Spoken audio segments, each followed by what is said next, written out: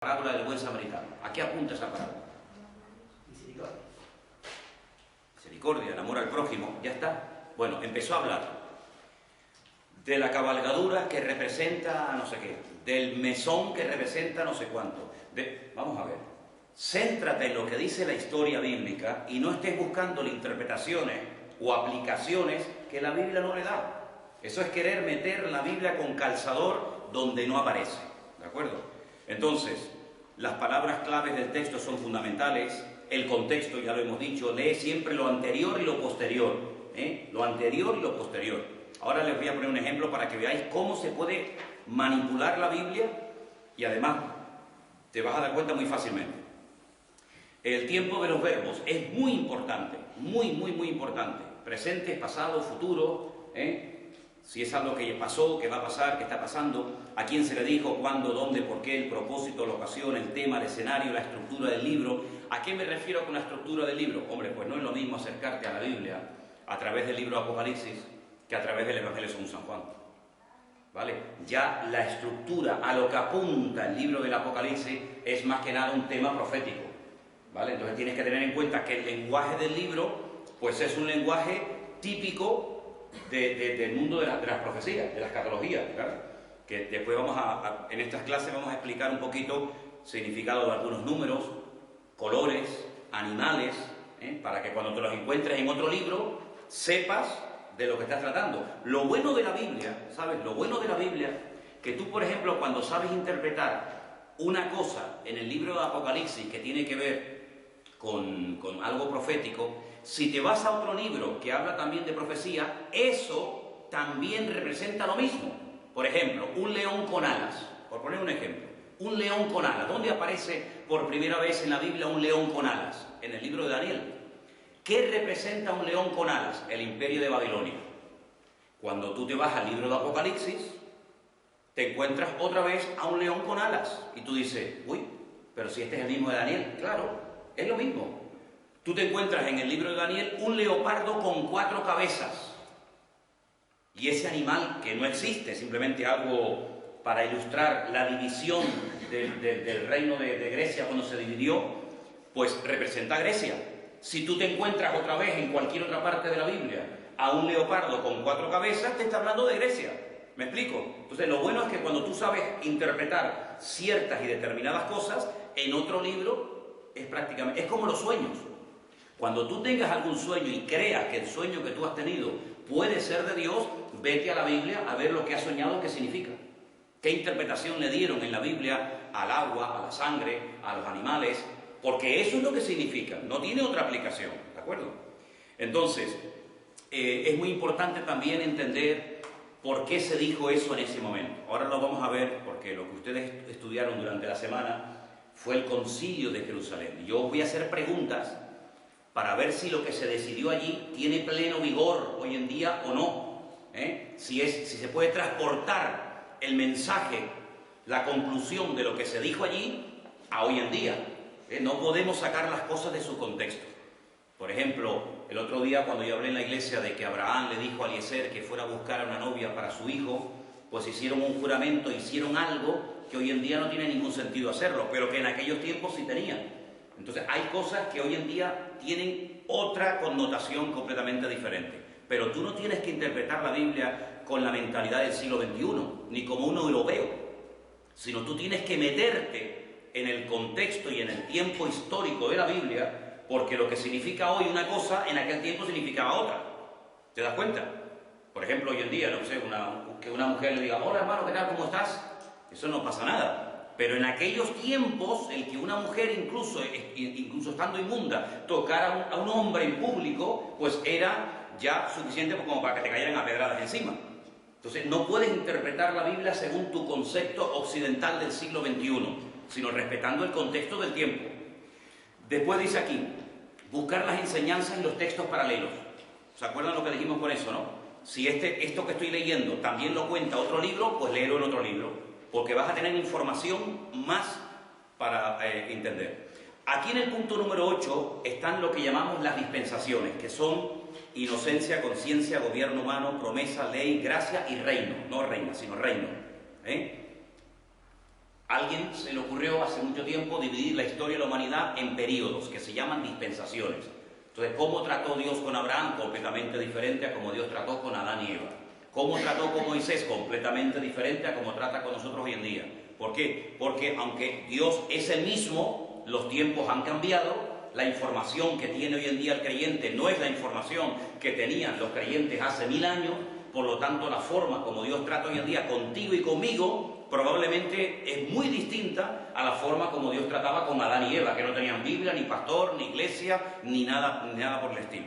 ¿De acuerdo? El trasfondo histórico. Es muy importante a veces cuando lees un pasaje de la Biblia situarte en las costumbres, en la historia, en la geografía del lugar. Por eso yo creo que una de las grandes ventajas de poder viajar a Israel es ver sobre el terreno la geografía bíblica. Porque aprender geografía de un país con un libro, hombre, no digo que esté mal, pero si yo te digo, oye, ¿Tacoronte dónde está? ¿Para allá o para acá? ¿El Teide dónde está? ¿En esta punta o en la punta de algo? ¿En la punta de Teno? ¿Verdad? Que al vivir aquí ya te sitúas, aunque no hayas estudiado geografía de Canarias, pero ya por vivir aquí ya te sitúas. Bueno, pues es muy importante conocer la geografía bíblica, los viajes de Pablo, los viajes de Abraham, cuando las 12 tribus fueron a Egipto, situarte en el contexto histórico. Género literario, hoy vamos a ver algunas cositas interesantes. ¿Qué es esto que estoy leyendo? Una poesía, una parábola, una promesa. Intención del autor, muy importante. El punto número 12, ¿está hablando en singular o en plural? ¿Esto es para todo o era para esa persona en particular? Por eso lo dice el 13. Y finalmente, pregúntale cosas al texto cuando lo estés estudiando, pregúntale. Si es un pecado, si es un ejemplo a seguir o no seguir, es una orden, una oración, una verdad a creer, es un consejo. Esta lista te va a ayudar muchísimo. Es una lista base para poder interpretar los textos bíblicos. Quiero que apunten en esta tarde lo siguiente. Cuando ustedes estudian hermenéutica, hay varias formas de estudiar esta asignatura. Apunta, por el sistema racionalista, yo voy a explicar ahora qué es todo eso, pero tú apunta, el método o el sistema racionalista, el método o sistema alegórico, el método dogmático,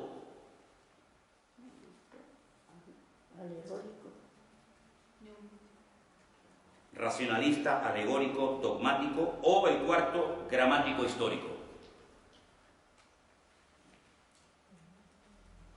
Racionalista es el primero. Significa que cuando leo algo, lo voy a someter todo a mi propio juicio particular. Hay gente que lee las 10 plagas de Egipto y dice, no, vamos a ver, eso no fueron milagros. Lo que pasa es que río arriba hubo un desprendimiento de tierra y entonces ellos creyeron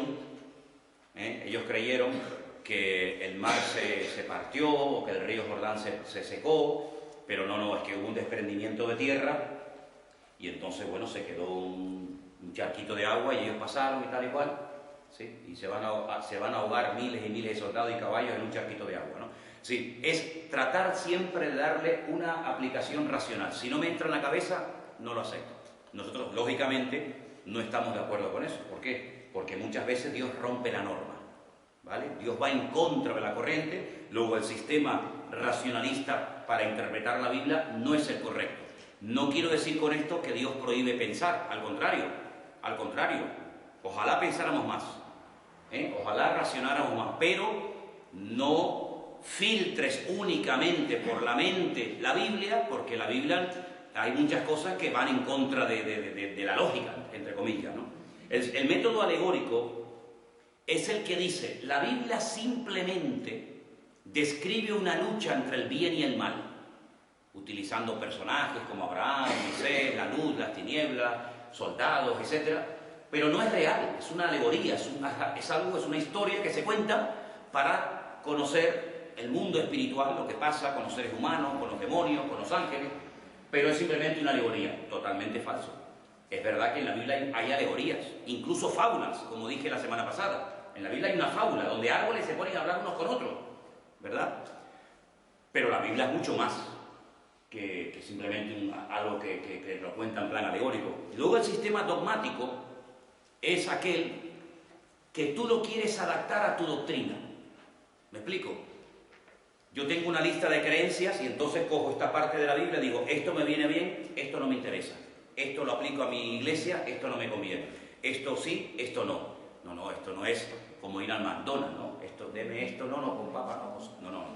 La Biblia la tienes que tomar desde el principio hasta el final. Entonces, ¿cuál es el sistema correcto?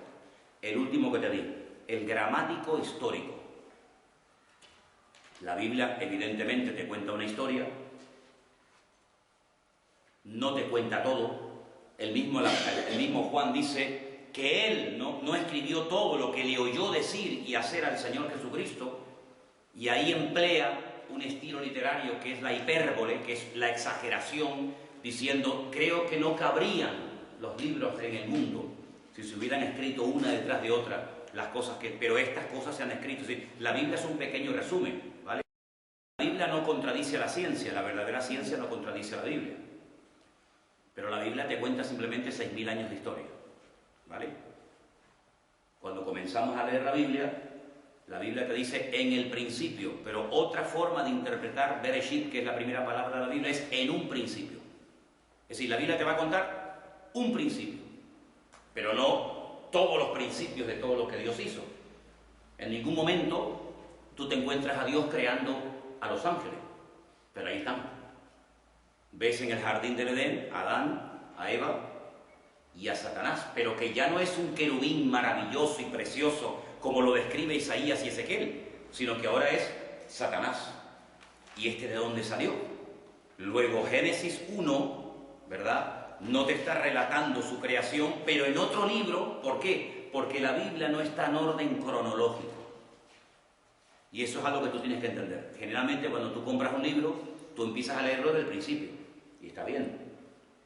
Pero la Biblia, repito, no está en orden cronológico. Hay cosas que ocurrieron después de Génesis, pero como se puso al principio el libro del Génesis, por ejemplo, el libro de Job, la historia de Job es mucho más antigua que la historia de Abraham o que la historia de Moisés. Pero entonces, ¿por qué no ponen a Job al principio si lo ponen casi por la mitad? Bueno, pues porque eso no tiene nada que ver con... Eso es la distribución que se le dio a los libros. ¿Por qué? Porque nosotros tenemos el Antiguo Testamento y el Nuevo Testamento. El Antiguo Testamento, que en el idioma original se llama Tanaj, nunca se habla de Antiguo Testamento. Tanaj es la combinación de lo que se llama en hebreo la Torá, que son los primeros 5 libros que tenemos en la Biblia, los Neviín, que son todos los profetas, que hay un montón de profetas en el Antiguo Testamento, y los Ketubín, y con esas 3 palabras se coge la primera letra y se forma la palabra Tanaj. ¿Qué es la Tanaj? Pues todo el Antiguo Testamento, que es el mismo que tenemos nosotros, exactamente igual. El Nuevo Testamento, en el texto original de hebreo, no aparece. El Nuevo Testamento es posterior a Cristo. El Antiguo Testamento es anterior al Señor Jesucristo. Entonces, no es lo mismo interpretar lo que dice la Biblia antes de Cristo que lo que dice la Biblia después de Cristo, ¿vale? Pero tienes que saber situarte. Ahora, una de las cosas que ustedes tienen que reconocer es que la Biblia no está escrita en un solo estilo literario.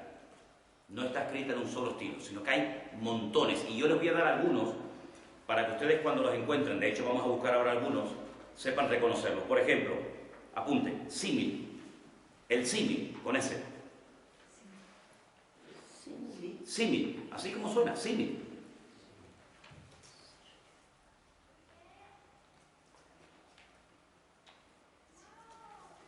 Apunten, en esta figura literaria,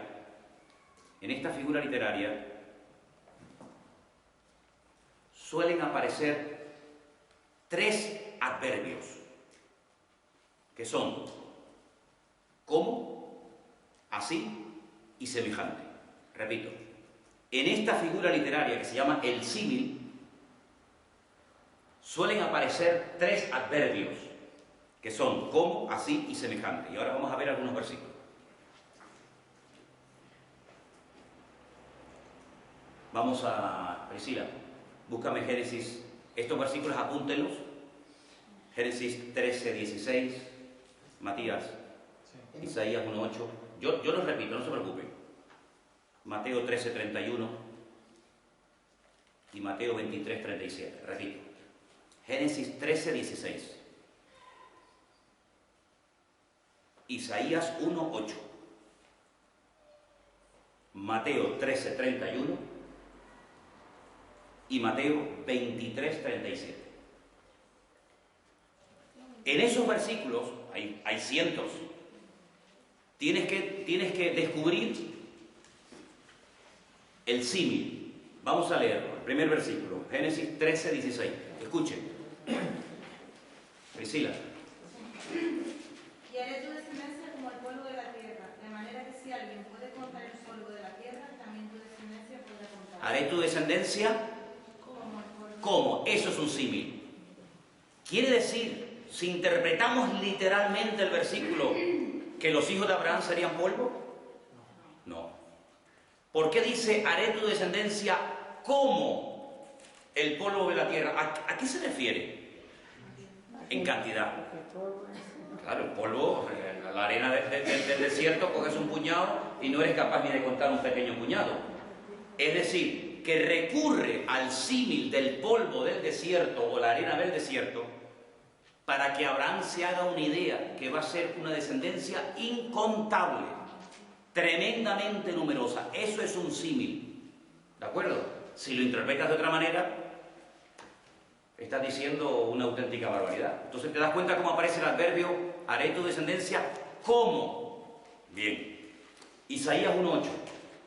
Y queda la hija de Sión como enramada en viña y como cabaña en melonar, como ciudad asolada. ¿Ves? Otra vez, léelo fuerte. Y queda la hija de Sión como enramada en viña y como cabaña en melonar, como ciudad asolada. Isaías 1:8. Está hablando de la hija de Sión. ¿Quién es la hija de Sión? Y Jerusalén.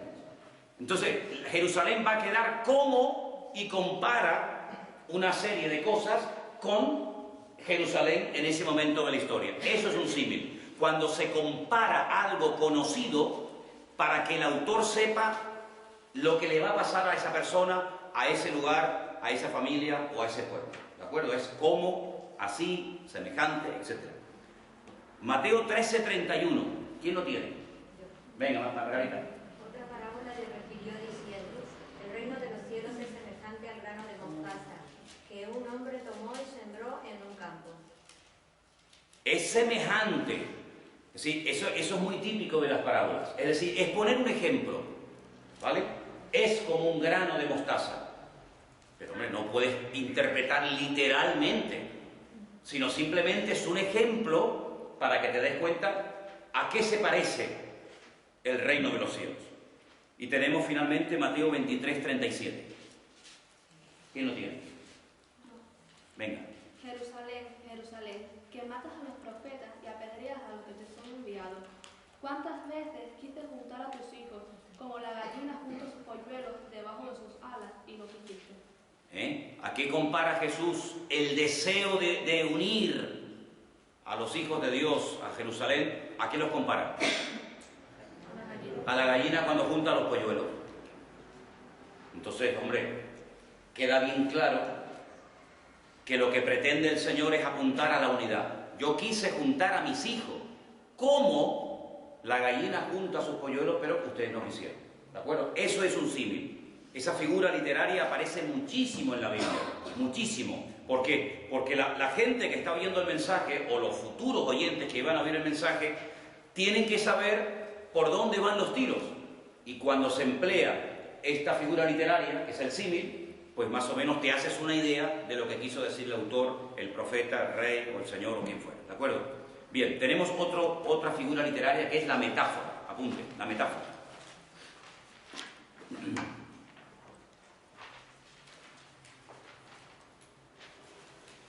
Es diferente al símil porque no emplea un adverbio de comparación.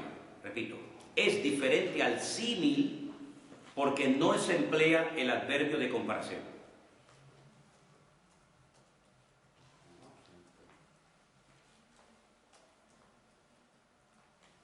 un versículo que lo vais a entender perfectamente. Os vais a dar cuenta que no aparecen los tres adverbios anteriores, que era semejante, como y así. Miren esta palabra: vosotros sois la luz del mundo. ¿Lo interpretamos literalmente?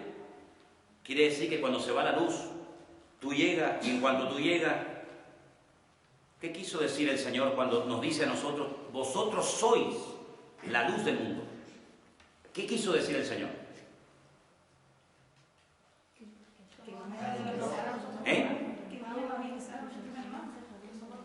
Sí, que íbamos de alguna manera a ayudar, ¿no? A iluminar, a aclarar las ideas. Vosotros sois la sal de la tierra. ¿Qué quiso decir el Señor? Porque si dice que yo soy la sal de la tierra, pues tengo que saber lo que hace la sal. ¿Qué hace la sal mismo? Darle sabor a las cosas. Tú le quitas la sal a una comida y está sosa, pero tú le echas sal y ya tiene gustito.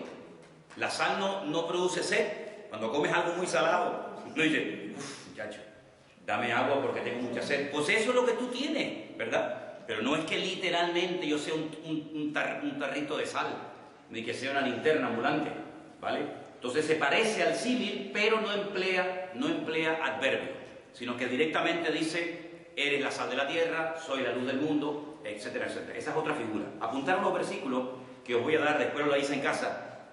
Santiago 4:14. No lo vamos a leer ahora, pero en casa leer Santiago 4:14. Cantares 2:14. Y Proverbios 18:4. Repito, Santiago 4:14, Cantares 2:14 y Proverbios 18:4. Son tres versículos donde veis la metáfora. ¿Bien? ¿Proverbios? Sí, Proverbios 18:4. ¿Ok?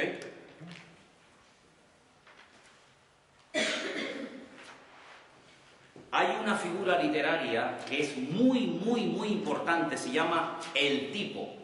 Apunten, el tipo. Y apunten un poquito lo que les voy a decir. El tipo es algo divinamente preparado de antemano. El tipo es algo divinamente preparado de antemano para representar una realidad espiritual futura. El tipo es algo divinamente preparado de antemano para representar una realidad espiritual futura. Sigan. Puede ser una persona,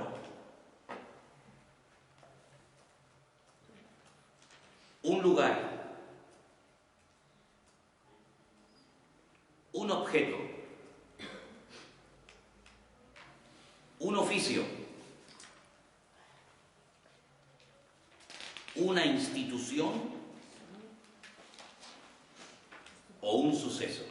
Repito, el tipo puede ser una persona, un lugar, un objeto, un oficio, una institución o un suceso.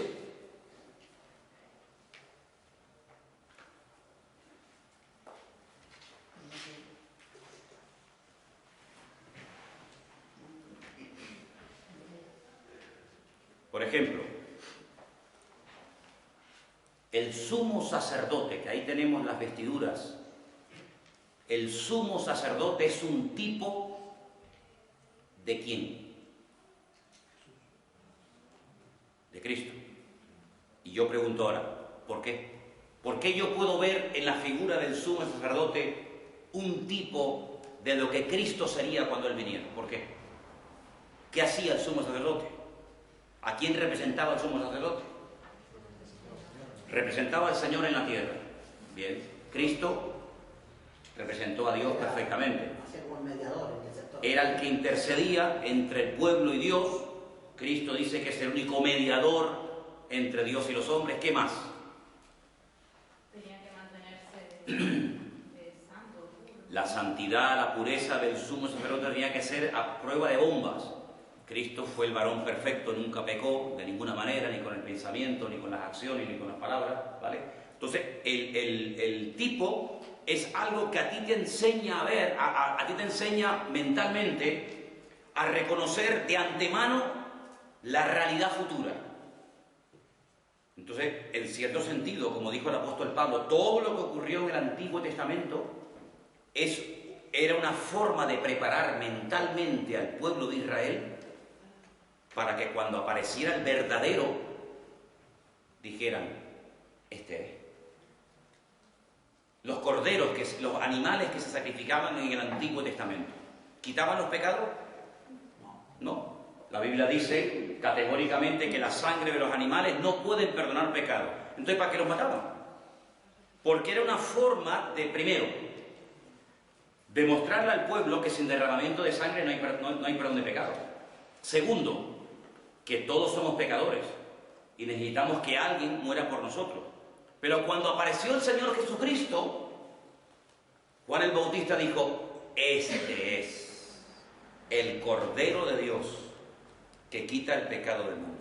Luego, todo lo que hemos hecho durante siglos y siglos y generaciones nos ha estado preparando y preparando y preparando mentalmente y ha estado apuntando ¿a quién?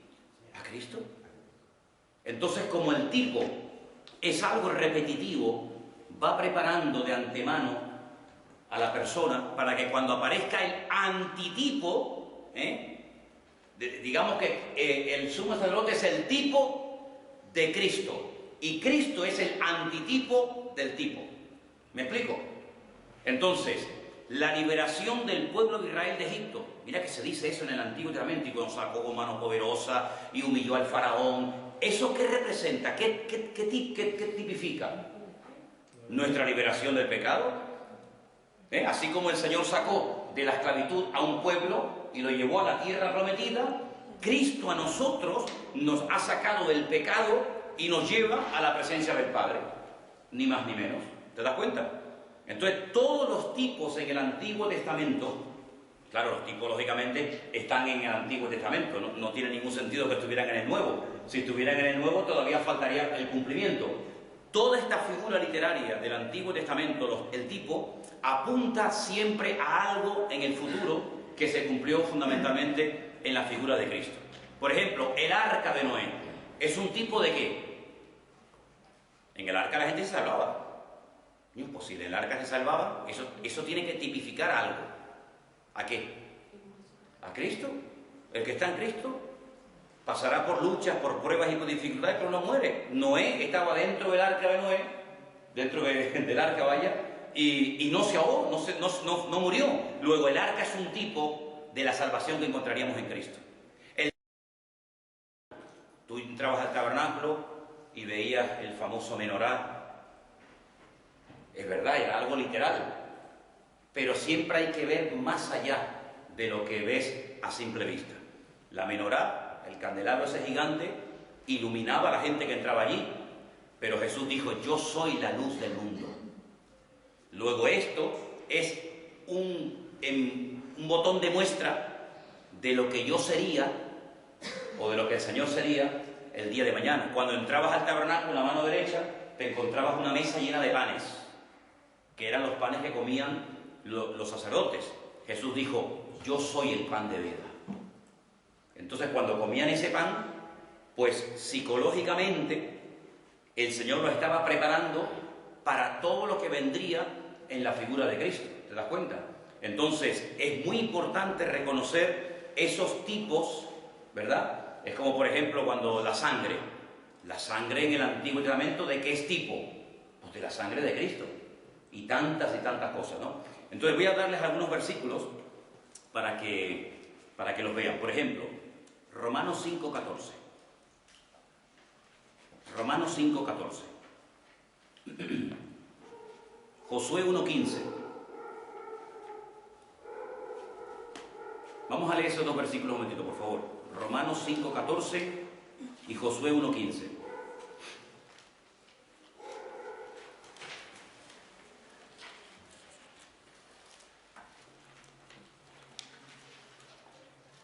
No obstante, reinó la muerte desde Adán hasta Moisés, aun en los que no pecaron a la manera de la transgresión de Adán, el cual es figura del que había de venir.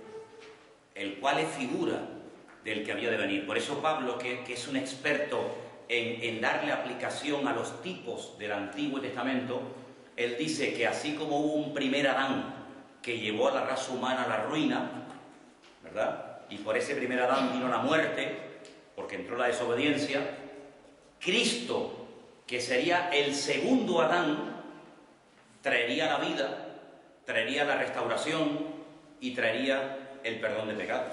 ¿Se dan cuenta? Entonces se pueden utilizar personas para ver pinceladas de Cristo. Por ejemplo, ustedes no ven en José, conocéis la historia de José, ¿no? La del Antiguo Testamento, ¿sí o no? Ok, decirme cosas de José que podemos ver reflejado a Cristo en su vida. A ver. ¿Era correcto? Era una persona correcta, sí, Cristo lo era. Los hermanos lo vendieron. Y a Cristo, dice, a los suyos vino y los suyos no lo quisieron. ¿Qué más? Lo acusaron injustamente. Lo acusaron injustamente.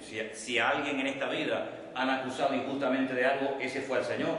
¿Te das cuenta? Tiene un tiempo de humillación, José, pero tiene un tiempo de esplendor. El Señor cuando lo levanta a José, amigo, vamos, el Señor tuvo un tiempo de humillación, pero cuando el Padre levantó a Cristo, dice que le dio un nombre sobre todo nombre, para que en ese nombre se doble toda rodilla, ¿verdad? Entonces, hay personajes del Antiguo Testamento que tipifican a Cristo. Tú no ves, por ejemplo, a Isaac encima de un altar a punto de ser sacrificado. Tú no ves, en cierto sentido, a Cristo.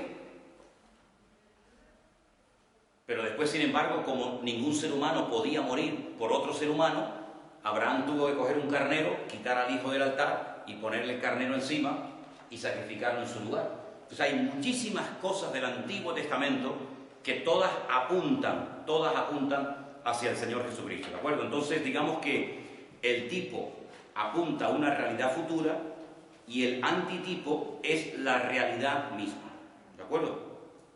Bien, hay otra figura literaria que quiero que la apunten, y es la siguiente. Se llama apóstrofe. Apóstrofe, todo junto, así como suena, apóstrofe. Apunten. Cuando las palabras van dirigidas a una persona ausente o muerta.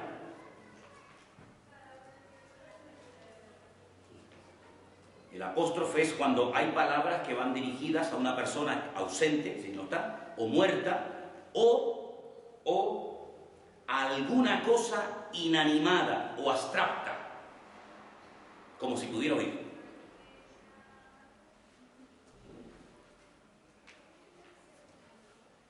Repito, cuando las palabras van dirigidas a una persona ausente o muerta, a alguna cosa inanimada o abstracta, eso es un apóstrofe.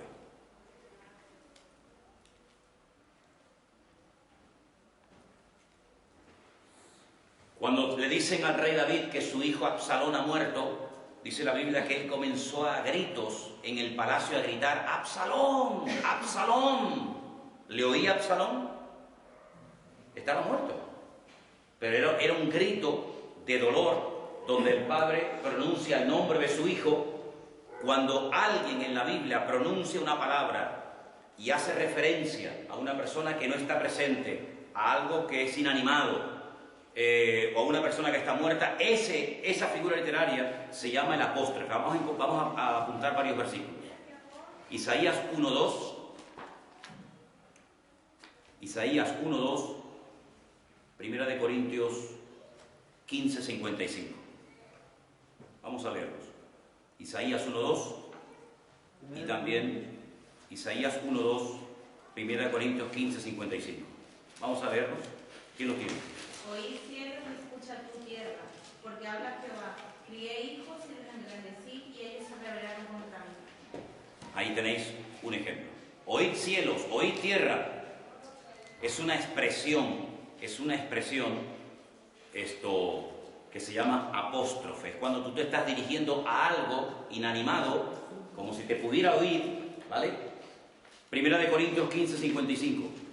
¿Dónde está, oh muerte, tu aguijón? ¿Dónde, oh sepulcro, tu victoria? Le está hablando a la muerte. ¿Dónde está, oh muerte, tu aguijón? ¿Dónde está, sepulcro, tu victoria? El sepulcro no oye.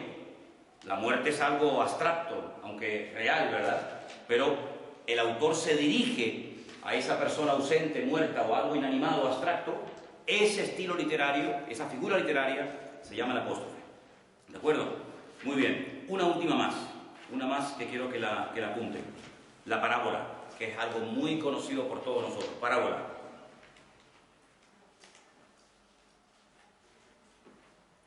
Algo que tienen que tener muy en cuenta. En las parábolas nunca se usan nombres propios. Nunca.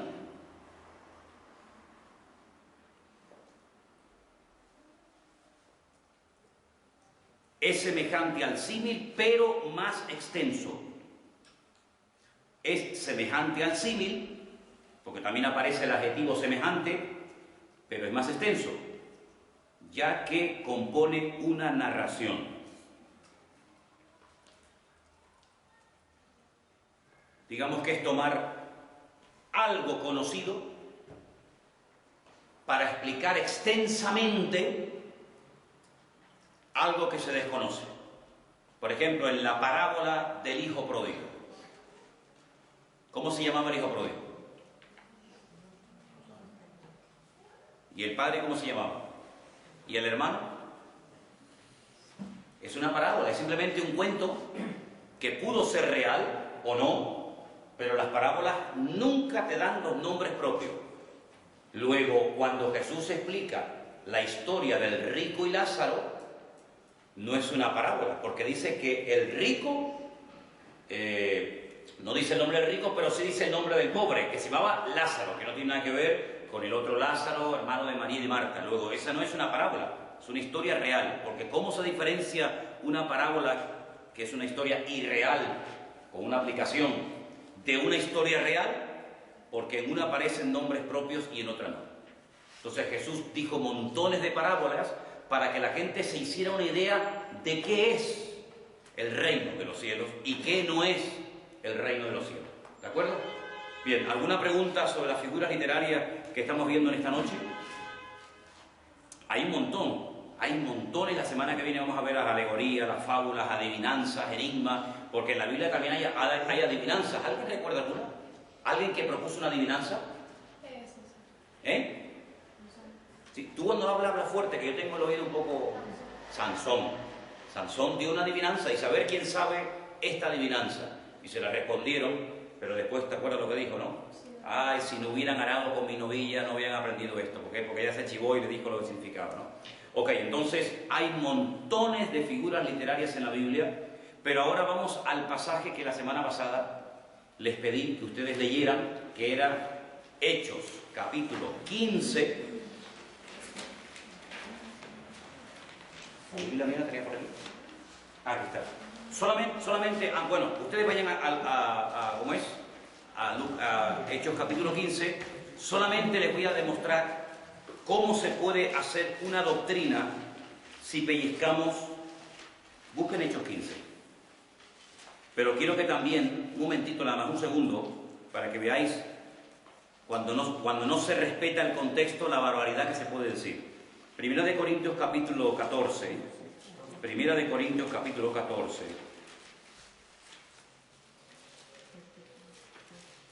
Todo el capítulo 14 de Primera de Corintios es un capítulo que habla acerca de cómo se debe de utilizar dos dones. Bueno, realmente menciona tres, ¿no? El don de hablar en lenguas, el don de interpretar lenguas y las palabras de profecía. ¿Por qué? Porque en la iglesia de Corinto había un desorden y Pablo llegó a un punto en el que dijo, mira, si alguna persona entra de la calle y les ve a todos ustedes en alta voz hablando en otras lenguas, no pensará que ustedes están locos. Y el que está sentado, ¿cómo puede decir amén si no se entera lo que estáis diciendo? Entonces Pablo establece un orden, dice, un momentito, cuando alguien habla en lenguas, cuando termine, que alguien interprete lo que ha dicho. Y dice, y si no hay intérprete en la iglesia, pues que se calle y que hable solo, ¿verdad? Entonces está estableciendo un orden. Pero fijaros, si no respetamos todo el contexto del capítulo 14, leemos el 39, que dice, aquí en esta versión dice, así que hermanos míos, anhelen vehementemente profetizar y no impidáis hablar en lenguas. ¿Qué dice ahí en vuestras Biblias? Procurar y no impidáis, ¿sí o no? No impidáis. Luego, si dice no impedir hablar en lengua, pues entonces se pueden poner 40 personas al mismo tiempo a hablar en lengua, porque la Biblia dice no impidáis hablar en lengua. Pero lee el siguiente, lee 40. Pero hágase todo decentemente. Pero, si ustedes no impidan, ¿me explico? Si yo quito el 40, esto es un desmadre. ¿Qué es decentemente y con orden? Pues todo el capítulo 14. Entonces, muchas veces la gente te saca un versículo y te dice, oye, que la Biblia dice esto. Por ejemplo, cuando el marido se enfada con la mujer, ¿no?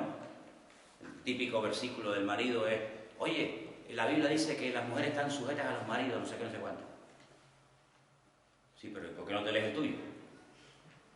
Porque es más fácil someterse que amar. ¿No crees? Es mucho más difícil amar que someterse.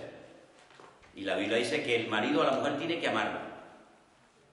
Entonces, cuando tú cumplas el tuyo, tú tienes toda la autoridad del mundo, sin decirle nada, ya verás cómo todo fluye. Pero cuando tú no haces lo tuyo, tienes que estar todo el día con el puñetazo en la mesa, porque no fluye la bendición. Y cuando no fluye la bendición, será por algo. Y como yo dije hace poco en ese famoso libro que traje de por ahí, cuando tú estás en orden, la bendición fluye. Cuando tú no estás en orden, pues tienes que recurrir a tus derechos. Bueno, vamos a ir a Hechos capítulo 15, que es el capítulo que ustedes tenían que leer. Y con esta lista que todos tienen, este papelito que ustedes tienen, vamos a ver qué podemos sacar de este pasaje. Voy a coger la Biblia con la versión que ustedes tienen, si no, después se nos lío.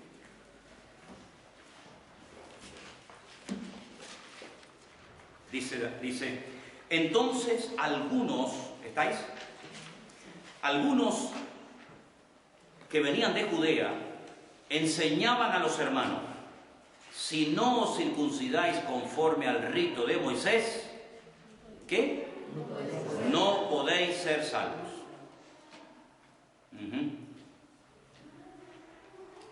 Es decir, que el follón empezó por esta enseñanza que algunos traían de Judea. Bien, ¿estáis de acuerdo vosotros con esto que decían esta gente? Si estáis de acuerdo con esta declaración de esta gente que enseñaba a la iglesia que si no se circuncidaban no podían ser salvos. Después de Cristo uno era salvo por gracia. Después de Cristo uno era salvo por gracia. Que no estamos de acuerdo. No estáis de acuerdo. Porque si Dios nos salvó gratis, como con él. Bueno, vamos a seguir leyendo entonces. Versículo 2. Como Pablo y Bernabé tuvieron una discusión y contienda no pequeña con ellos, hay algunas personas con una falta de madurez alucinante, que es uno de los grandes problemas y plagas de la iglesia del siglo XXI, que cuando ven que hay discusión, se asustan, se ponen nerviosos. Y sin embargo en la Biblia, el discutir, incluso hasta acaloradamente, pero por supuesto sin llegar a las manos ni nada de eso, era un sistema y es un sistema tremendamente utilizado hasta el día de hoy. El discutir, el decir, no, pues yo creo esto, yo creo lo otro, no sé qué, no sé cuánto, pues tiene sus pros y tiene sus contras, ¿vale? Y dice aquí que Pablo tuvieron una discusión y una contienda no pequeña, así que aquello estaba acalorando. Se dispuso que subiese Pablo y Bernabé a Jerusalén y algunos otros con ellos a los apóstoles y a los ancianos para tratar esta cuestión. ¿Qué cuestión? La que hemos visto en el versículo 1. Ellos pues habiendo sido encaminados por la iglesia, ¿qué significa ser encaminados por la iglesia? Mandados por el enviado, oraron, obviamente, habían orado. No, vamos a ver. Orado, aquí la palabra orar no aparece. Encaminados por la iglesia. Enviados por la iglesia. Es decir, que para ir a esta reunión que se iba a celebrar en Jerusalén, Pablo y Bernabé no podían decir, ah, pues vamos. ¿Sí o no? ¿Sí o no? No podían decir, yo me voy a Jerusalén. Y un momentito, ¿a ti quién te manda? Entonces, si Pablo y Bernabé, que eran dos pedazos de hombres de Dios, tienen que ser enviados por la iglesia, porque aquí nadie va por libre. Si Pablo y Bernabé, que ya son apóstoles y ya son mi madre dentro de ese algo tremendo, si esta gente tiene que ser encaminados por la iglesia, pues aquí hay una enseñanza muy importante para nosotros hoy en día, ¿no les parece? Porque no es lo mismo ir por libre que me mande a la iglesia. ¿No les parece? Bien. Van encaminados por la iglesia. Pasan por Fenicia, pasan por Samaria y van contando la conversión de los gentiles. ¿Quiénes son los gentiles? Los que no son judíos. Luego, los judíos no son gentiles. Y los gentiles no son judíos. Sí, gentiles es una cosa y judíos otra. ¿Y cristianos? Los que ya creyeron. ¿Pero los gentiles creen o no creen? Bueno, estaban a punto ya de recibir la palabra y creer. Ok, aquí tenemos tres grupos, judíos, gentiles y cristianos. Sí. ¿Los judíos creen o no creen? Bueno, creen en Dios, creen en Jesús. ¿Los gentiles en quiénes creen? Bueno, en nada. ¿Y los creyentes? Ya creyeron en Dios. Entonces, para ser cristiano, ¿tengo que dejar de ser gentil y judío?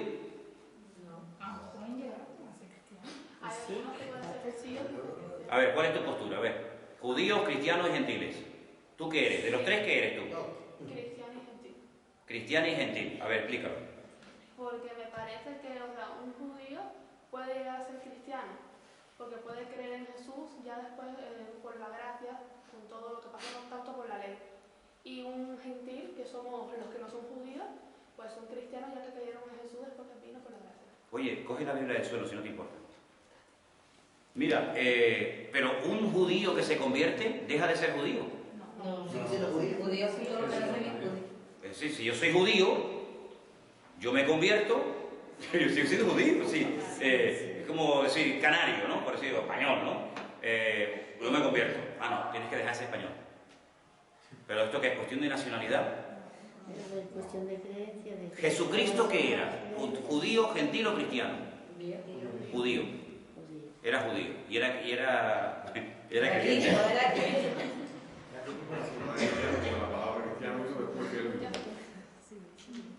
¿Verdad? Entonces, ¿cuántos cristianos hay aquí? ¿Y gentiles? ¿Y judíos? ¿Ok? Entonces, para ser cristiano no hace falta cambiar de nacionalidad. Ni un judío tiene que dejar de ser judío para ser... Lo que pasa es que gentil, judío es, por así decirlo, una etnia, una raza, una nacionalidad. Pero gentil no es de un país, gentil es que no eres. Para diferenciar al judío del no judío se le llama gentil. Pero no dice, no, ¿tú dónde eres? Yo soy gentil. No, tú serás canario, colombiano, cubano, argentino, chileno, lo que sea. ¿Me explico? Entonces ellos van contando por el camino la conversión de los gentiles. Vale, perfecto. Llegan a Jerusalén. Porque después ponen el versículo 3 al final, que causan gozo a todos los hermanos. Llegan a Jerusalén, son recibidos por la iglesia y los apóstoles y los ancianos. Aquí hay varios grupos. La iglesia, los apóstoles, los ancianos. Ok, vamos a ¿quiénes son los ancianos? Ancianos de la iglesia, ¿no? ¿Cuántos años tiene que tener una persona para ser considerada anciana? Puede ser un anciano, puede tener, digamos, entre comillas, el cargo de anciano con 35 años. Es que eran los entendidos de la Torá, entonces... Pero hay una edad establecida. ¿Puede ser un anciano con 50 años? se le decía anciano más que nada por el conocimiento que tenía, no por la edad. Por la madurez espiritual. Sí, pero responder a mi pregunta, ¿una persona puede tener el cargo de anciano con 50 años o tiene que tener 95? A punto ya de morir, ya que se le cae la baba y con el bastón pase anciano. ¿Bueno? Puede ser pobre. ¿Y qué diferencia hay entre los apóstoles y los ancianos? Porque aquí menciona a los apóstoles y los ancianos. ¿Cuál es la diferencia? Que eran como los sabios a los que había que consultar y pedir permiso para... ¿Qué es más, un apóstol o un anciano? Son distintos. El apóstol iba Defínalo. evangelizando y generalmente, como Pablo, por ejemplo, escribía a todas las iglesias donde él había ido, donde él había evangelizado, y como que ¿cómo que se dice? Los resultados. No, les escribía alentándoles, o sea, como que tenía un cierto control, o como lo supervisaba, por decirlo de alguna manera, a varias iglesias. Pero entonces por esa regla de 3, un anciano entonces no puede evangelizar ni tener contacto con las iglesias. El apóstol no es el que tenía los 5 ministerios. Yo creo que sí. Bueno, el apóstol es uno de los ministerios. Hoy en día existen apóstoles y existen ancianos. Sí, ancianos. Ancianos sí, apóstoles no. Apóstoles también va a ser lo que Dicen apóstoles a los que enseñan. Es que hoy por hoy todos aparecen todos los pastores y todos los pastores dicen que son Sí, pero olvídense de hoy por hoy. Yo pregunto, si Pablo iba por el camino y va contando lo que él va haciendo hasta que llega a Jerusalén y dice que cuando llega a Jerusalén lo recibe, número 1, la iglesia. Número 2, los apóstoles. Y número 3, los ancianos. Pues aquí me menciona a tres grupos diferentes de personas. Sí, la iglesia. Empecemos por el principio. Llegan a Jerusalén y lo recibe la iglesia. ¿Quiénes son la iglesia? Todos los hermanos, todos los creyentes. Vale, perfecto. Los reciben en la congregación, vaya. Muy bien. Ahora hay que definir el papel de los apóstoles y el papel de los ancianos. Por ejemplo, un apóstol puedo ser yo. Anciano quiere decir usted que me está enseñando a mí. Pero un apóstol no es el que ha visto a Jesús, el que vio a Jesús. ¿Cómo dices? El apóstol no es el que vio a Jesús. Vamos a ver. No siempre es anciano es más que apóstol. Vamos a ver. Sí, perdón. Espera. Dime. Un momentito. El apóstol es aquella persona que está autorizada por Cristo para predicar su palabra en la asamblea, como ellos se reunían antes, ¿no? ¿Y los ancianos también? Los ancianos son los responsables en ese momento de... ¿Saben lo que pasa? Hay una otra asignatura que se estudia en la escuela bíblica que se llama sistemas de gobierno. Distintos tipos o distintos sistemas de gobierno. Voy a definir a grandes rasgos distintos tipos de gobierno que se estudian. Y hay todo tipo de congregaciones. Por ejemplo, la iglesia de Galicia de la abuela y de la bisabuela y de la tatarabuela, la de toda la vida, nunca tuvieron pastor, nunca, sino eran 7 u 8 hermanos de peso, con conocimiento, con madurez, con experiencia, que llevaban ahí 1000 años cada uno, ¿vale? Y los llamaban ancianos, no había un pastor, sino era un grupo de un consejo de ancianos, donde uno predicaba el domingo, otro predicaba el jueves, uno se encargaba de visitar a los enfermos, otro cuando se morían los enterraba, era como un grupo de 5 o 6 hermanos ya con cierta edad, vamos, que eran de peso, no eran estos que entraban y a los 2 días, sino eran personas que predicaban, que atendían la iglesia, y nunca, por ejemplo, Elena, mi mujer, nunca tuvo un pastor, nunca, porque creo que eran en aquel momento 5 o 6 ancianos, que eran los que llevaban la iglesia. Ese es un sistema tan bíblico como el que os voy a comentar ahora, es un sistema. Luego está el sistema de un pastor. Sí, hay un pastor, que es por ejemplo el sistema que más se conoce, y ese pastor se rodea pues, de colaboradores, de diáconos. Por ejemplo, en la iglesia esta, yo considero, y todos consideramos, que por la madurez, por el tiempo que llevan en el Señor, por la experiencia que tienen, a Armando y a Marcos son ancianos de la iglesia, son mis manos derechas. Son personas que en un momento determinado digo, oye, mira que pasa esto, o está pasando esto, o no sé qué, no sé cuánto. Que pueden compartir, o no, pero generalmente suelen compartir, ¿no? Aunque a hermanos no les gusta mucho eso de compartir, pero comparten. Bien. Los apóstoles la función de apóstol entra dentro de lo que se llaman los 5 ministerios, que si ustedes quieren leer más sobre esto, tienen que leer esta noche, o estos días, Efesios capítulo 4. Efesios capítulo 4 habla de 5 ministerios. Fíjate, es muy fácil de aprender porque tenemos todos, creo, ¿no? Todos tenemos 5 dedos en la mano. Apóstol, profeta, evangelista, pastor y maestro. Eso está en Efesios 4, yo no me estoy inventando nada. 5 ministerios. Dice, para perfeccionar a los santos para la obra del ministerio. Apóstol, profeta, evangelista, pastor y maestro. No lo estoy diciendo primero, no, sino estoy diciendo los 5. Todos son importantes. Esto es como cuando vas al médico. ¿Te quieres sacar una muela? ¿A dónde vas? Pero si tienes problemas de corazón, al cardiólogo. Y eres mujer y te quieres revisar, al ginecólogo. Y no sé qué de estómago, pues al estomatólogo, como se llame, ¿no? ¿Ok? ¿Vale? Entonces, son especialistas. Ahora, el evangelista se sabe. Dice que es como el dedo este, ¿no? ¿Cómo se llama el dedo este, el más largo? El evangelista es el que se proyecta afuera, el que fundamentalmente gana a la gente nueva, ¿vale? La diferencia es que el apóstol hace de todo un poco. Porque es como el dedo gordo, que es el único dedo que puede tocar los demás fácilmente. ¿Ves? El dedo pulgar toca a todos fácilmente. Entonces el apóstol es el que estableció la iglesia. No había, él la fundó, él la pastoreó, él la enseñó, él la no sé qué. El apóstol hace de todo un poco. Es una especie de, entre comillas, de hombre orquesta, hace de todo, pero no es específicamente una sola cosa, sino que es un poco pastor, pero también es un poco maestro, y es un poco evangelista, y es un poco no sé qué, es un poco de todo un poco. Sin embargo, tú puedes, por ejemplo, hay gente que son maestros de la palabra, pero nada más que maestros, si no lo puedes poner en la calle a evangelizar, porque dice, mira, es que yo no sé cómo va esto. Y coges a un evangelista que solamente predica el evangelio a gente nueva de la calle y lo pones a dar un estudio bíblico y no sabe porque no tiene las herramientas. Entonces los apóstoles son los que el Señor llamó, los capacitó y eran los que hacían de todo un poco.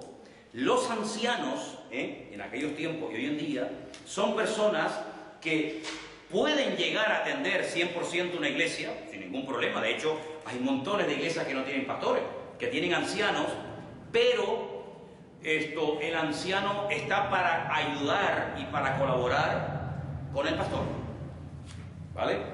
Ese es otro sistema de gobierno. Hay un sistema de gobierno que se llama congregacional, donde el pastor es una persona que contrata un grupo, un colectivo llamado iglesia. Este es el típico sistema de gobierno de las iglesias bautistas. ¿Sí? El pastor no pinta absolutamente nada. Es un señor que ha contratado, que ha llamado a la iglesia y le dice, mire, nosotros queremos que usted se encargue de los cultos, de predicar, no sé qué, pero mire, nosotros si queremos pintar la iglesia tenemos que hacer una reunión, si queremos comprar no sé qué, usted es como un empleado. Luego hay otro sistema, que es el sistema piramidal, que es, la misma palabra lo dice, una persona que es una especie de papa, donde aquí nadie tiene derecho ni a decir ni mu, porque hay un sistema piramidal que generalmente es el sistema que funciona fundamentalmente dentro del ámbito católico, donde hay una jerarquía muy bien establecida, papas, cardenales, obispos, etcétera, y donde el pueblo pues va y tiene que asumir lo que dicen sus autoridades espirituales, ni más ni menos. No es con cuestión de comparar este es mejor, este es peor, porque depende de donde te hayas criado. Todos tienen sus pros y todos tienen sus contras. Pero en este caso vemos que ellos fueron a la iglesia, a los apóstoles y a los ancianos. Luego tenían este sistema en la congregación, estaban todos los apóstoles, aún no había muerto ninguno, ahí estaba Pedro, Jacobo, Juan, Santiago, Tomás, Bartolomé, estaban todos, no había muerto ninguno, pero aparte de eso, había ancianos, que son personas de peso, yo pensaba que los ancianos pues eran los que sabían más de la ley y de sí, pero imagínate los apóstoles. Las cosas, sí, pero imagínate los discípulos después de haber estado 3 años con Cristo, si sabían o no sabían. Sí, claro. Me explico, no es que los apóstoles eran pobrecitos, no, los apóstoles sabían latín, porque habían estado con el maestro de maestros, ¿vale? Y los ancianos siempre los hubo, pero el Señor escogió a discípulos que vienen de la palabra disciplina, los disciplinó, los podó, les enseñó muchas cosas y luego fueron apóstoles. La palabra realmente apóstol significa enviado, uno que es enviado, pero ¿con qué autoridad? Se ha puesto lamentablemente de moda en el mundo entero. Todo el mundo es apóstol hoy en día. Todo el mundo es apóstol. De hecho, bueno, hay muchísima gente que dice, no, ya no me llames pastor, ahora soy apóstol. Y sigue siendo lo de toda la vida, pero como si fuera un cargo superior. Y aquí no es como el ejército, que el comandante, el capitán, el sargento, el cabo, ¿verdad? Entonces, ellos fueron a estos tres grupos. Sigo. Estamos en el versículo 5. Pero algunos de la secta de los fariseos que habían creído, la palabra secta en aquellos tiempos no tenía la connotación negativa que tiene hoy en día. La palabra secta era un grupo. Hoy en día secta es una cosa peligrosa, una cosa dañina. La palabra secta en aquellos tiempos era simplemente un grupo. Podía ser una secta deportiva, una secta política, una secta religiosa. Había una secta, un grupo que eran los fariseos, que habían creído, que se levantaron diciendo: es necesario circuncidarlos y mandarles que guarden la ley de Moisés. Se reunieron los apóstoles y los ancianos. Recuerden, siempre en la Biblia hay algo muy importante, se me olvidaba: el orden. El orden. Primero menciona apóstoles y luego ancianos. Es como, por ejemplo, cuando empieza el primer viaje misionero dice que iba Bernabé y Pablo. Ya después dice Pablo y Bernabé. ¿Sí? El que lleva la voz cantante, el que lleva la autoridad, siempre se menciona primero y después a continuación los segundos, ¿vale? Entonces dice que se reunieron con los apóstoles y los ancianos para conocer este asunto. Después de mucha discusión, Pedro se levantó y dijo: varones hermanos, vosotros sabéis cómo ya hace algún tiempo Dios escogió que los gentiles oyesen por mi boca la palabra del Evangelio y creyesen. Esto fue con Cornelio, ¿se acuerdan? Dios, que conoce los corazones, y les dio testimonio dándoles el Espíritu Santo, lo mismo que a nosotros. ¿Cuántos tienen aquí esta tarde el Espíritu Santo? ¿Eso qué significa? ¿Y cuándo te lo dio? ¿Cuándo les dio a ustedes el Espíritu Santo? Por el bautismo. ¿Cuál? Después del bautismo. Después del bautismo. Y el que no se ha bautizado no lo tiene. Cuando comenzamos a Señor, con nuestro Salvador lo aceptamos. Hay varias opiniones. Matías dice que con el bautismo. Tú dices que cuando creímos. El otro dice que... Cuando confesamos al Señor. Cuando confesamos. ¿Qué significa? Cuando creemos con nuestra boca. Cuando confesamos con nuestra boca y creemos con nuestro corazón. Ahí tienes el Espíritu Santo. No lo aceptamos. Hay una regla. ¿Saben? Nosotros tenemos una jerga, nosotros hemos desarrollado una terminología que no tiene nada que ver con la Biblia. Dicho sea de paso, yo la entiendo y sé lo que están diciendo y lo conocemos. Pero muchas veces nosotros decimos: ¿tú has aceptado al Señor? El que le estás preguntando no tiene ni idea de lo que está diciendo. No, tú tienes que convertirte y te pregunta: ¿y qué me tengo que convertir? ¿En garrapata ahora o qué? Utilizamos confesar, convertirte, y son palabras que no están en la Biblia. ¿Cómo una persona en la Biblia aceptaba a Cristo? Nosotros hoy en día tenemos una cosa que dicen la oración de fe o la oración de no sé qué, que dice: a ver, repite conmigo, cierra los ojos. Señor Jesús, creo en ti, te acepto como mi Señor, tal. Bien, amén. Ya estás convertido. No hay ni un solo caso en toda la Biblia de una persona que se convirtiera así. Ni una sola ocasión. Entonces la pregunta es: ¿cómo se convertía la gente en la Biblia? Porque no era como nosotros lo hacemos hoy en día. No estoy diciendo que lo estemos haciendo mal. No estoy diciendo que lo estemos... Lo que estoy diciendo es que lo estamos haciendo diferente a como se hacía en la Biblia. No estoy diciendo que lo hagamos mal, porque la mayoría de las veces lo hemos hecho así. Pero cuando Pedro predica en el día de Pentecostés y 3.000 personas dicen: bueno, ¿y ahora qué hacemos? Se bautizaban. Por el oír y el creer. Por el oír y el creer. No, pero yo llevo ya los 50 años al Evangelio. Y más o menos todo el mundo cree. ¿Cómo se convertía la gente en el Nuevo Testamento? Vale, creyendo. El diablo también cree y no se ha convertido. Se bautizaban al momento. Se bautizaban al momento. No hay ni un solo caso en la Biblia de decir: bueno, el año que viene, no, ¿te has convertido? Bautízate. ¿Por qué? Porque era una forma pública de decir: ¿es verdad? Demuéstralo. ¿Tú sabes lo que era un judío delante de otros judíos, decir, señores, me hago como los mesiánicos, me hago como los cristianos y me bautizo como ellos, automáticamente te sacaban de la sinagoga, te dejaban de hablar, te quitaban el habla. Por eso, amigo, la gente no se bautizaba si no estaba segura de que realmente Jesús era el Mesías. Porque decir a una persona, di conmigo, Señor Jesús, me arrepiento, entra en mi corazón, amén, venga, Dios te bendiga, ya eres convertido. No, convertido no, ha repetido una frase, no es convertido.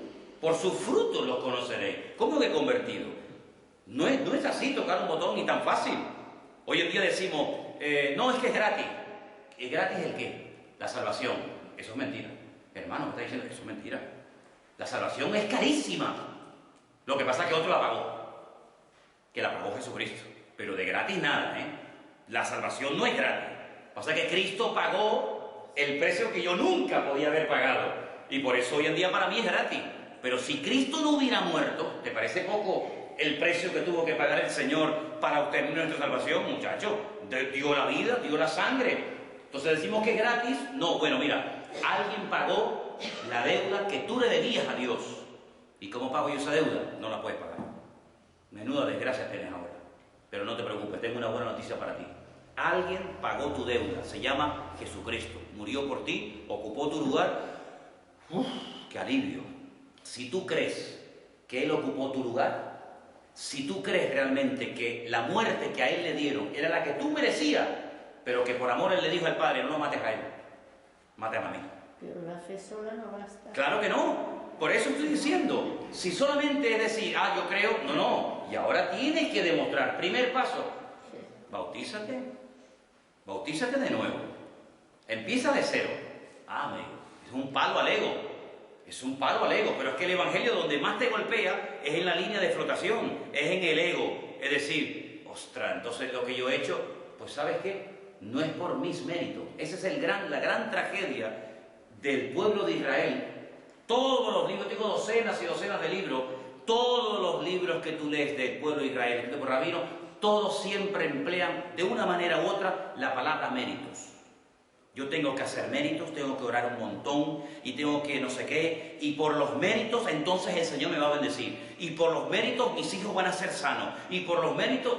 Y el Evangelio es todo lo contrario. El Señor dice, ¿pero qué mérito vas a hacer tú? ¿Qué mérito vas a hacer? Si el mérito que tenías que hacer era morir en una cruz.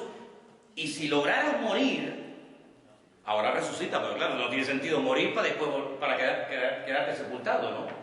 Entonces, esta gente le está diciendo a los fariseos, le están diciendo a los recién convertidos, tienen que volver otra vez a la ley. Vamos a ver, el Señor no anuló la ley. La ley no está anulada. La ley lo que está es ampliada. ¿Está anulada la ley? Los 10 mandamientos los anuló Cristo. Lo que pasa es que nos hemos quedado con los que nos interesan y con los que no nos interesan, si no será para los judíos. Pero el Señor no tiene a los judíos aquí y a los cristianos allá. El Señor está formando un solo pueblo. Y ese solo pueblo se llama los hijos de Dios. Ni más ni menos. Entonces, el problema surgió porque le estaban obligando a la gente a circuncidarse. Y dice aquí, ninguna diferencia hizo entre nosotros y ellos, purificando por la fe nuestros corazones. Ahora pues, ¿por qué tentáis a Dios poniendo sobre la cerviz de los discípulos un yugo que ni nuestros padres ni nosotros hemos podido llevar? Antes creemos que por la gracia del Señor Jesús seremos salvos igual que ellos. Entonces toda la multitud cayó y oyeron a Bernabé, a Pablo, cómo contaban las grandes señales y maravillas que Dios había hecho por ellos entre los gentiles. Y cuando ellos callaron, Jacobo, que es Santiago, respondió diciendo, varones hermanos, oídme. Simón ha contado cómo Dios visitó por primera vez a los gentiles para tomar de ellos pueblo para su nombre. Y con esto concuerdan las palabras de los profetas, como está escrito, después de esto volveré, reedificaré el tabernáculo. Hay que decir, hoy lo analizamos en el texto original, que la palabra tabernáculo no es la original, es la palabra sucá. Y la sucá era una tiendita de campaña que se hacía en la fiesta de los tabernáculos, pero se puso tabernáculo de David, que está caído. Repararé su ruina, y ahí menciona una palabra profética del libro de Amós. Versículo 19, conclusión, por lo cual yo juzgo que no se inquiete a los gentiles que se convierten al Señor, sino, ahora viene la conclusión, tanta discusión para esto, se les escriba que se aparten de las contaminaciones de los ídolos, de fornicación, de ahogado y de sangre. Esta es la conclusión. Que se les escriba a los que se están convirtiendo que se aparten de las contaminaciones de los ídolos, de la fornicación, de ahogado y de sangre. Ahora te viene un testigo de Jehová a tu casa y cuando le preguntas por el tema de la sangre te dice, no, es que la Biblia prohíbe dar sangre. Y tú dices, ¿dónde? Dice, aquí. Un texto fuera del contexto. Fíjate tú lo que hemos leído para llegar aquí. Pero ellos te hacen así y te dicen, mire, aquí está, Señor, léalo. Y te dice, de fornicación, de ahogado y de sangre. Oye, ¿verdad? Lo dice la Biblia. El concepto transfusión en el siglo XXI-XX es lo mismo que el concepto absteneo de sangre 2000 años atrás. ¿Existían las transfusiones hace 2000 años? Luego no puede estar prohibiendo Santiago ni los apóstoles de la iglesia primitiva el dar transfusiones de sangre, puesto que eso no sé exactamente cuándo se inventaron las transfusiones de sangre, pero te puedo asegurar que en el siglo I no existían. Por lo tanto, es algo que estás sacando del contexto para decirte que si tu hijo necesita una transfusión de sangre no puedes dársela. ¿Por qué? Porque la Biblia dice absteneos de sangre. ¿Qué era hace 2000 años abstenerme de sangre? ¿Qué era? No se podía comer carne con sangre. Ni se podía ni se puede hoy en día en Israel. Tienen que ser matados por personas específicas y que hacen un certificado, dicen esto es kosher, es decir, se puede comer. Se escurre, se exprime, ni una sola gota de sangre tiene la carne que se come en Israel hasta el día de hoy. Es que la sangre es perjudicial. La sangre está a la vida, dice el Señor. Que tenga sangre es perjudicial. Ok, entonces, lo que se le está diciendo a los gentiles es lo siguiente. Vamos a ver. En un principio los que se convertían eran judíos, y judíos. Pero claro, ahora resulta que Pablo se ha ido por ahí por esas naciones de la tierra, y Pedro se fue a la casa de Cornelio, y cada día se están convirtiendo más gentiles. Se están convirtiendo un montón de gente que no tiene nuestras costumbres, que no han practicado la Torá, que no saben nada de nuestra ley. Y claro, ahora nos encontramos en la iglesia 1000 gentiles, y ahora somos nosotros 500. Y aquí hay un follón. Vamos a establecer normas de convivencia. Y entonces, como los judíos se sienten mal cuando ven a estos que comen ahí, a la venga y tal, vamos a establecer unas normas para que las respetemos entre todos.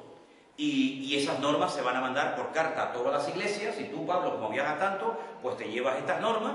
Eso es lo que se estableció. La pregunta es, que es a lo que yo quería llevarles. Las normas que se establecieron en el primer concilio de la Iglesia, que fue el concilio de Jerusalén, ¿están en vigor hoy en día? ¿O estas normas fueron únicas y exclusivamente para aquellos creyentes del siglo I? Piensen antes de responder. ¿Por qué digo antes de responder? Por lo siguiente, porque esto es Nuevo Testamento. Aquí está Pedro, Santiago, Bernabé. Aquí no está Abraham, Isaac, Jacob, Moisés. Cuidado, esto es Nuevo Testamento. Estos son los apóstoles de la iglesia a la cual yo pertenezco, porque todos pertenecemos a la única iglesia que tiene Cristo. Y entonces la pregunta es, ¿estas normas eran para aquel tiempo? ¿Son también para hoy en día? Si no son para hoy en día, bueno, pues entonces ¿para qué se escribió esto? Si son para hoy en día, la pregunta es, ¿las estamos cumpliendo? ¿No las estamos cumpliendo? A eso es a lo que yo les quería llevar, a que se expriman el coco y se pregunten, bueno, toda esta información que hay aquí, ¿a mí esto para qué me sirve? Entonces, vamos a terminar y ahora hablan ustedes. Así que enviamos, versículo 27, a Judas y a Silas, los cuales también de palabra os harán saber lo mismo. Y ahora viene lo fuerte, ahora viene lo tremendo, la bomba. Verso 28, ¿lo leemos juntos? ¿Sí? Venga. Porque ha parecido bien al Espíritu Santo y a nosotros no imponeros ninguna carga más que estas cosas necesarias. Número 1, que os abstengáis de lo sacrificado a los ídolos, de sangre, de ahogado, de fornicación, de las cuales cosas, si os guardáis, bien haréis, pasando bien. Volvamos a repetir lo que se acordó, que os abstengáis de lo sacrificado a los ídolos. Bueno, esto sinceramente hoy en día no existe, por una sencilla razón. Porque en aquellos tiempos, y esta es la verdad, cuando una persona tenía una carnicería, pues mataba 2 pájaros de un tiro. Yo mato a la vaca, presento el sacrificio a mi ídolo, a Baal, a Astarot, a Moloch o a quien sea, y luego, pues mira, quedo bien con el ídolo y encima le saco un dinerillo a la vaca, la troceo y la vendo al público, y quedo bien con este y con ustedes. Hoy en día eso, que yo sepa, yo no sé si por ahí hay algún carnicero que mata una vaca y luego detrás de la carnicería tiene allí, yo que sé, un altar que la sacrifica, quien sea. Si así fuera, yo no como eso ni loco, a ver si me entienden. Pero hoy en día eso no se ve. Por lo tanto, pero por ejemplo, de sangre, de ahogado y de fornicación, porque escuchen una cosa, si yo cojo un metro de centímetros, esa es otra regla de oro de la hermenéutica. No sé cómo explicarla, pero yo lo voy a contar y después tú la pones con tus palabras. Si yo cojo un metro para medir esa pared hasta esta silla y cojo 1 metro de centímetro, yo no puedo decir, bueno, de aquí a aquí, ¿cuánto en centímetros? De aquí a aquí en pulgadas, de aquí a aquí en yardas o lo que sea. Es decir, no puedo utilizar 4 varas de medir. Si mides en centímetros, centímetros. Y si mides en pulgadas, pulgadas. ¿Ok? El sistema métrico decimal nuestro es diferente al sistema métrico decimal de los americanos y de los ingleses. Pero si tú coges 1 metro, tienes que decir 80 centímetros, no puedes decir 80 centímetros, 3 pulgadas y 2 no sé qué.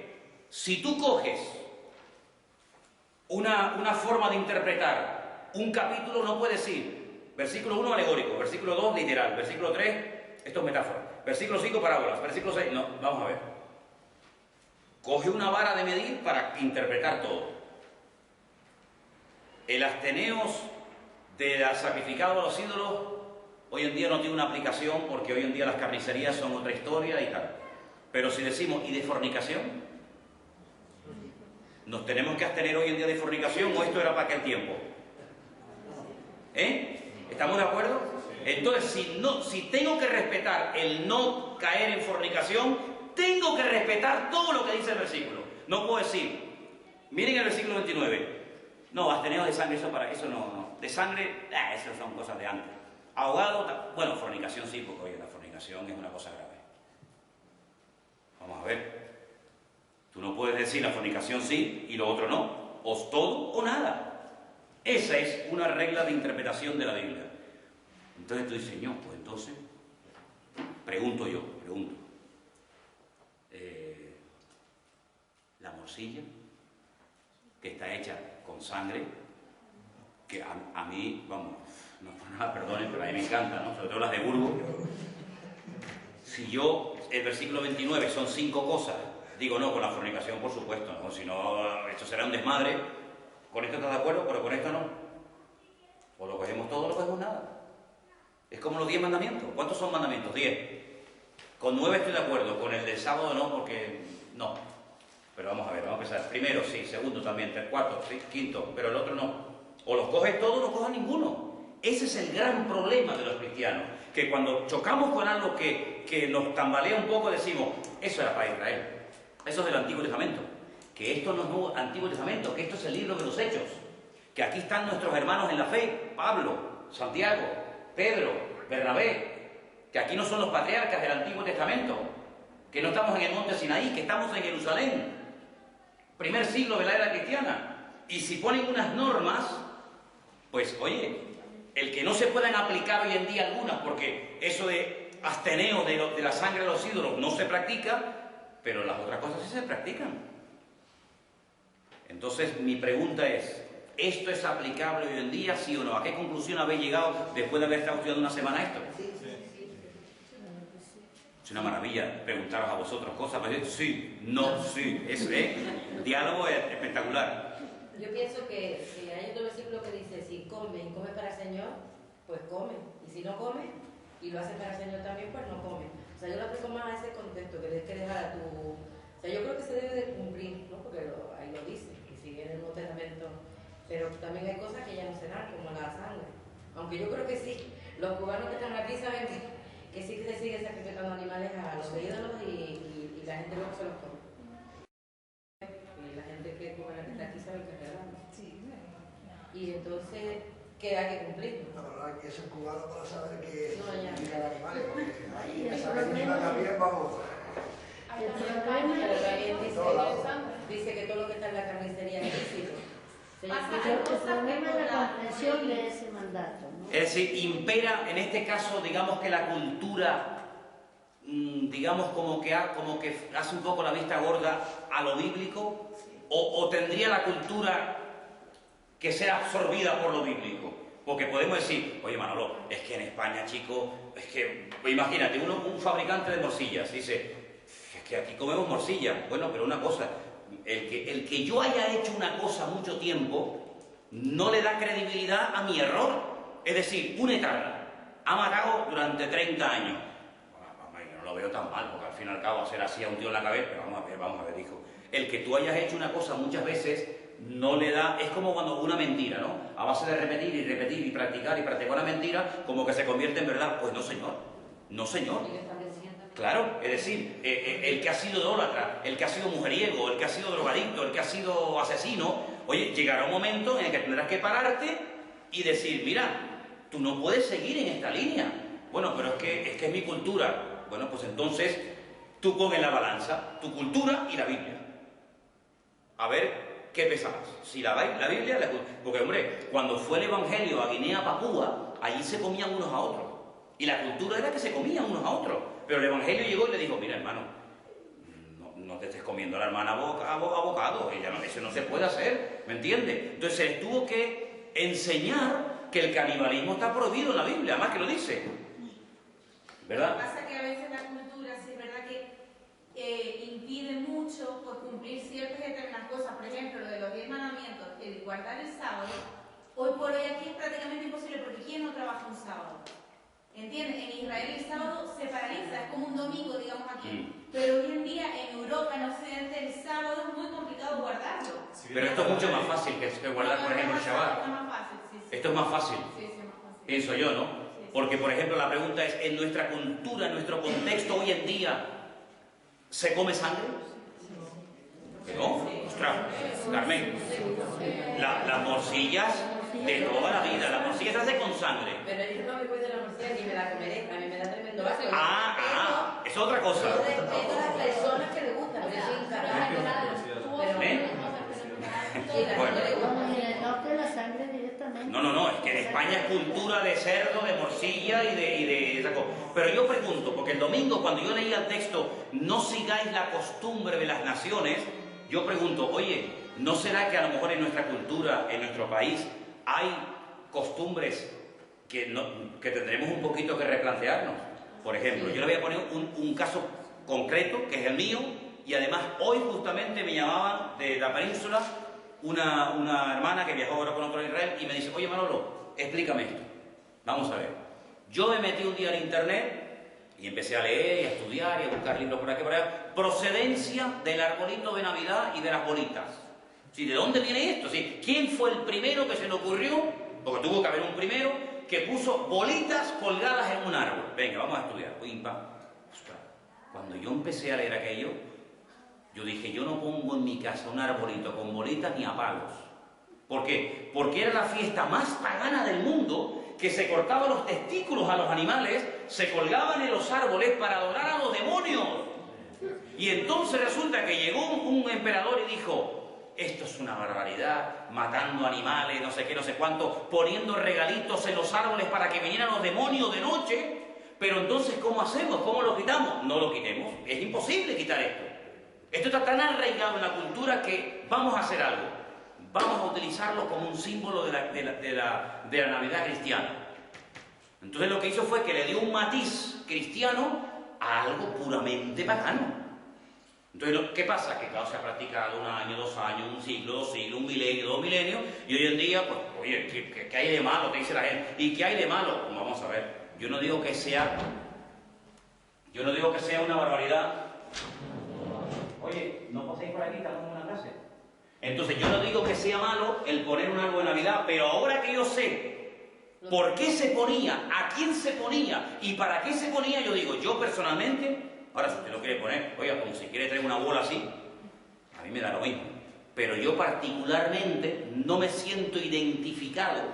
Es como si yo fuera de Tordesillas, del pueblo de Tordesillas de Valladolid.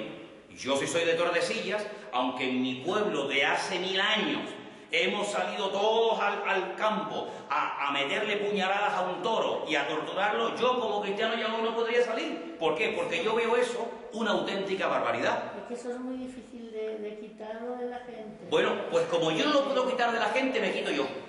¿Sabe lo que hacían en ¿Me explico? Es mucho más fácil. Claro, yo no puedo decir el día no.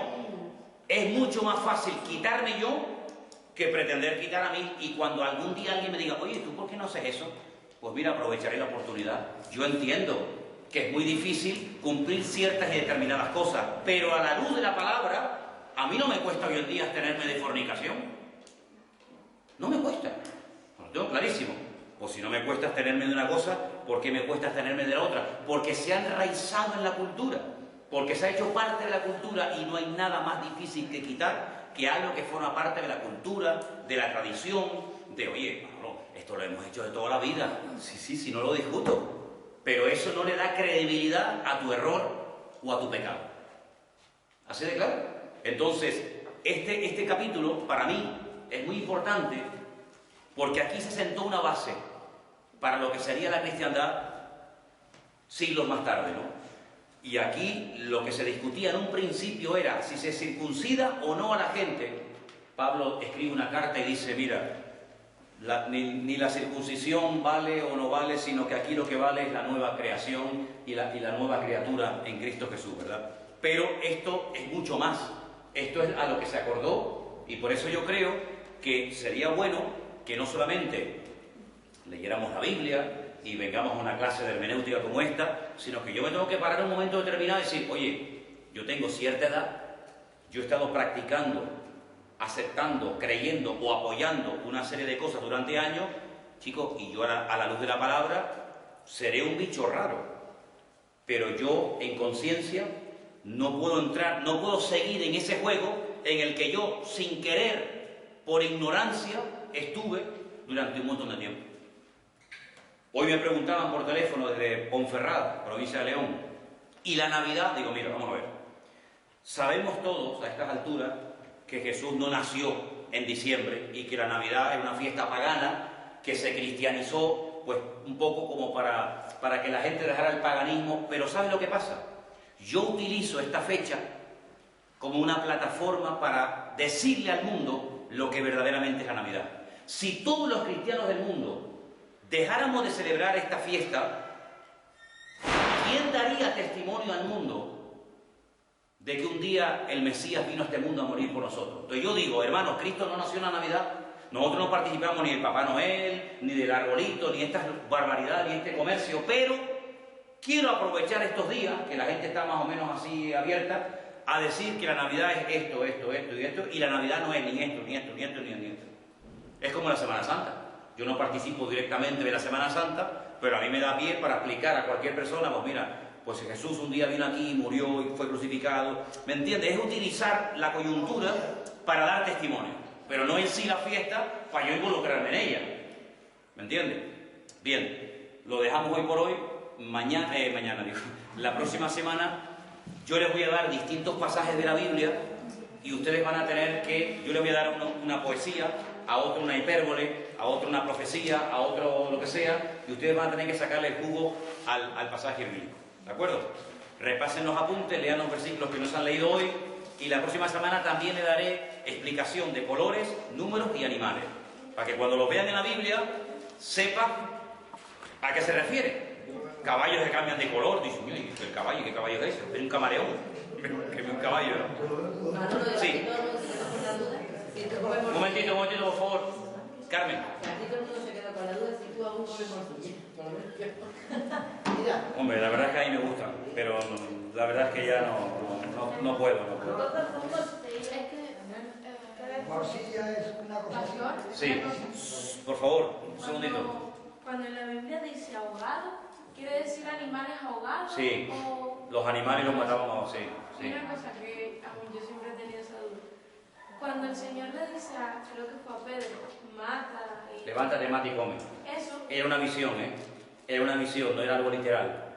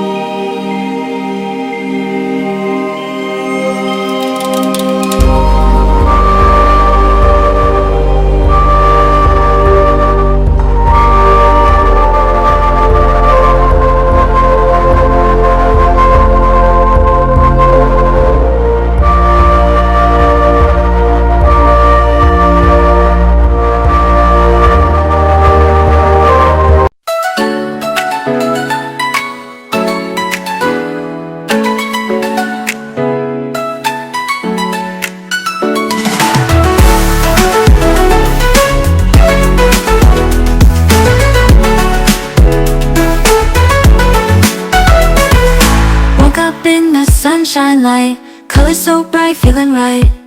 Hop in my shoes, run into the day, sparkles in the air, come and play.